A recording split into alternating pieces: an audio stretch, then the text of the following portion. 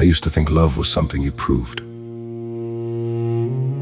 I believed that if I gave enough pieces of myself away, enough time, enough strength, enough silence, enough sacrifice, then love would one day arrive like dawn after a sleepless night, certain, gentle, finally mine. For most of my life, I didn't even know I believed that. It was just the air I breathed. I was the man who handled things, the reliable one, the strong one, the one who stayed calm when everyone else fell apart. I wore that identity like armor. People admired it. I admired it. I thought that was what being a good man meant. And life broke me open. My wife and I had been together for 15 years of building a life. Children, routines, plans, memories, all the ordinary miracles people call stability. We had 4 kids, a full house, a full life. The kind of life that looks solid from the outside. And then shock walked through our front door. Breast cancer. The diagnosis landed like a bomb in the middle of our family. Suddenly everything that had felt predictable became fragile. Surgery, hospital visits, chemotherapy. Fear that sat with us at the dinner table. Fear that slept between us in bed. I remember trying to be strong from the first moment. I told myself, this is what a husband does. This is when you step up. And I did. I took over everything: shopping, cooking, school runs, homework, laundry, bedtimes, bills, work, her appointments, her moods, the endless invisible labor of holding the family together while the ground was shaking underneath us. I became the system that kept everything moving. At first, I wore it like a badge of honor. I told myself I was loving her, supporting her, protecting our family.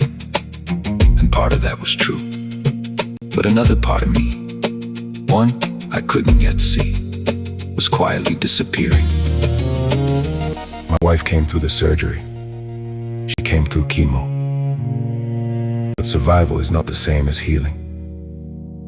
After treatment, she fell into depression. She was exhausted, numb, angry, distant, lost. Cancer had taken something from her that I could not fix. And I could not accept that. Because my whole life, I had believed that if something was broken, love meant fixing it. If someone was hurting, love meant caring more. If someone pulled away, love meant trying harder. So I tried harder. I gave more. I absorbed more. I tolerated more.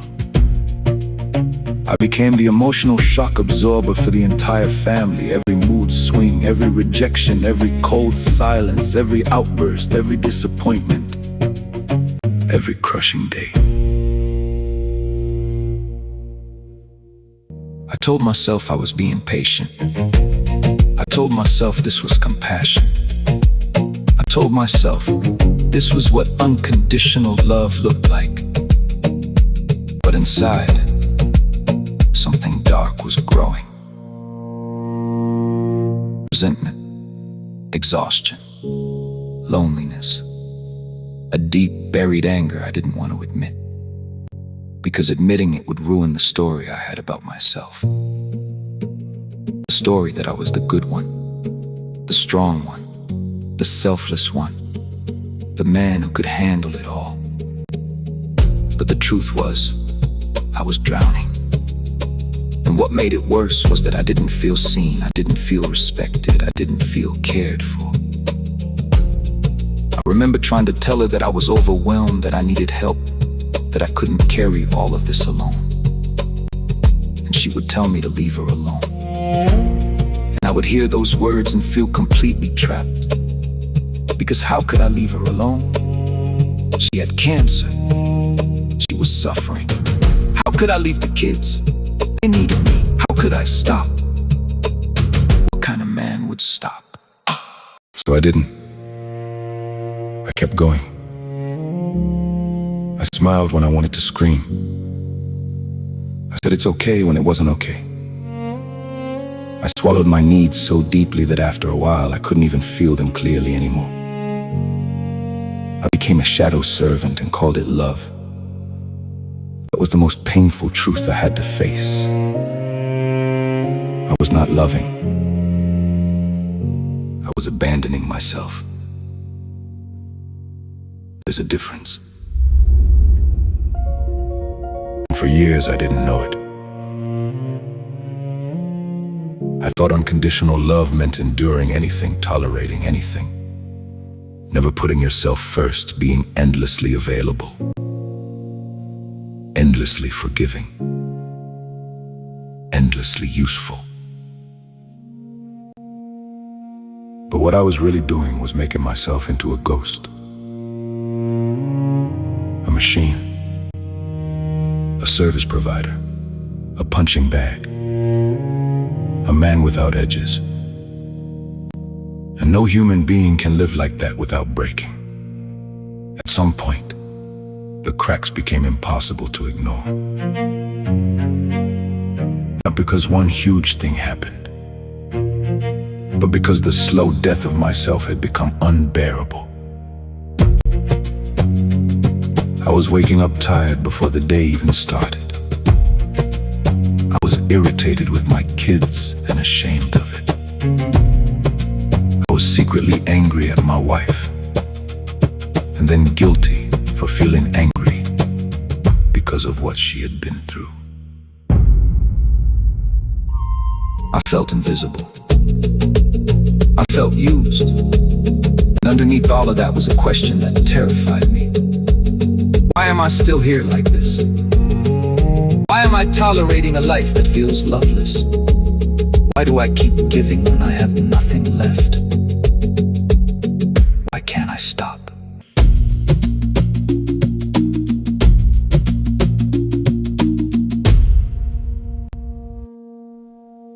That question changed everything.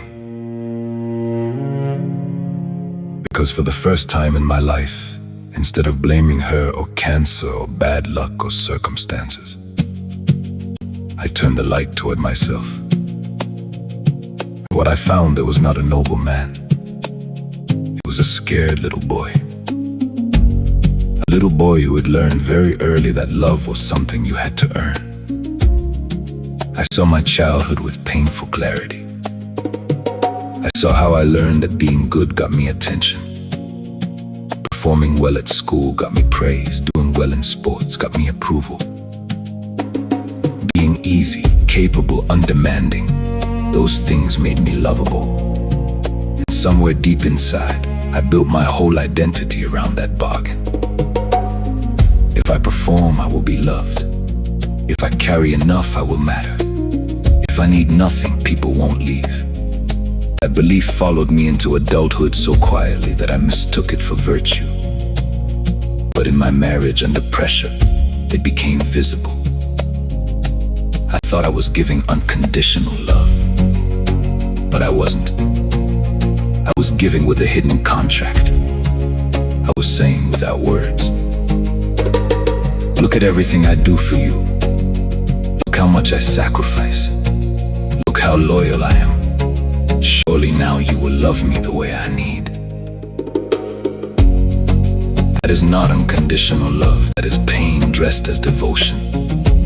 That is childhood hunger wearing a husband's face. And once I saw that, I could never unsee it. My wife was not the villain in my story. She was exhausted, traumatized, broken in her own way. She had gone through something devastating. And there I was, secretly needing her to fill the emptiness I had carried since childhood. I had turned her into the source of my worth. Without realizing it, I had made her responsible for healing wounds she never created. I had made her responsible for proving that I was enough. No one can carry that for you. No partner can. No amount of love from another person can fill a hole created by your own abandonment of yourself. That was the hardest lesson of my life. My suffering was not only caused by what was happening to me, it was caused by the fact that I had no relationship with myself. I had spent years learning how to be useful, but never learned how to simply be. I had become so identified with giving that receiving felt foreign. Rest felt selfish. Boundaries felt cruel. Needs felt embarrassing. But I am human. I need sleep. I need peace. I need tenderness. I need joy. I need honesty. I need space. I need care. I'm not a machine built to absorb suffering. I'm not a saint. I'm not a ghost.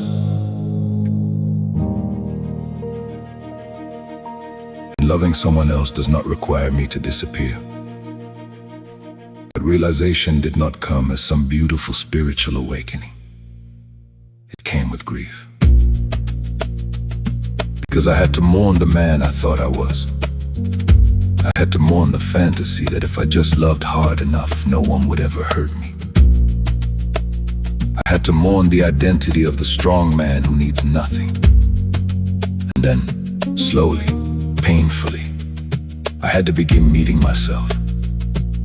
Not the version of me I performed for others.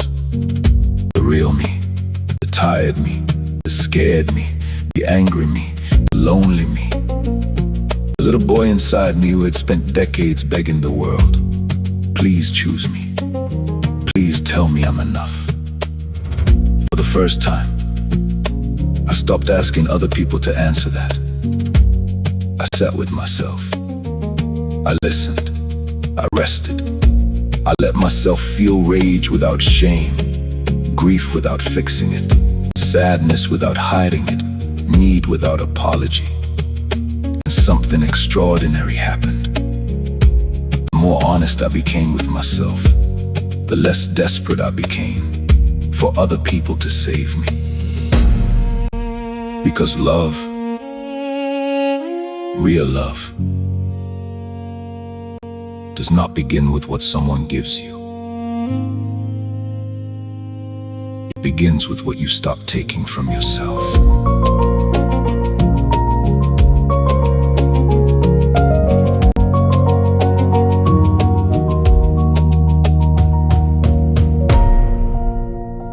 I stopped abandoning myself. That changed everything. I began setting boundaries, not as punishment, but as self-respect. I began noticing when I was exhausted and resting before collapse. I began telling the truth about how I felt instead of performing calm. I stopped trying to manage everyone's emotions. I stopped caring what was not mine. I stopped believing that suffering made me worthy.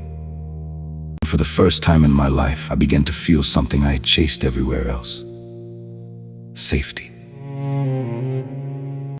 But it wasn't because someone finally loved me right. It was because I finally stopped leaving myself. That is what self-love is. Not affirmations, not ego, not pretending everything is fine. It is the quiet decision to no longer betray yourself in exchange for approval. It is choosing your own well-being without guilt. It is understanding that your needs are not an inconvenience. It is knowing that your worth is not tied to performance. Today, I understand something that would have once sounded impossible. I do not need to do anything to be worthy of love. Nothing. Not earn more money. Not be more patient. Not be more useful. Not suffer beautifully. Not rescue anyone. Not become perfect. I am worthy because I exist, because I am here, because I am human. Because there is no performance required for breath. That truth has given me back my life. I am still a father, still a caring man, still someone who loves deeply. But now my love has roots. Before I loved from fear. Now, I love from wholeness. Before, I I needed love to survive. Now, love is something I share. Before, I was asking my partner to complete me. Now, I'm complete enough to meet someone freely that changes everything. Because when you no longer need someone to heal your childhood wounds, you stop turning relationships into emotional negotiations. You stop keeping score. You stop silently demanding repayment for kindness. You stop making love heavy. You become safe. And safety is the deepest gift we can offer another person. Now, I know that if I love again, I will not disappear. I will not become a shadow. I will not perform strength while dying inside. I will speak. I will rest. I will honor my limits. I will tell the truth. I will stay with myself. And paradoxically, that is what makes real devotion possible. Because the man who no longer needs to be saved is finally capable of loving without chains. Today, if someone leaves me, I will grieve, but I will not collapse, because I have found the one person I cannot afford to lose, myself.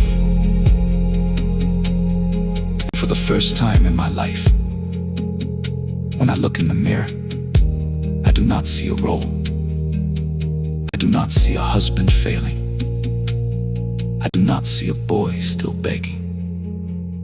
I see a man, a whole man, a flawed man, a tender man, a man who survived losing himself and came back,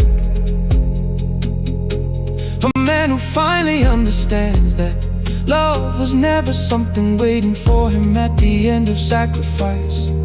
It was here all along, waiting for him to come home. Because love, real love, does not begin with what someone gives you. It begins with what you stop taking from yourself.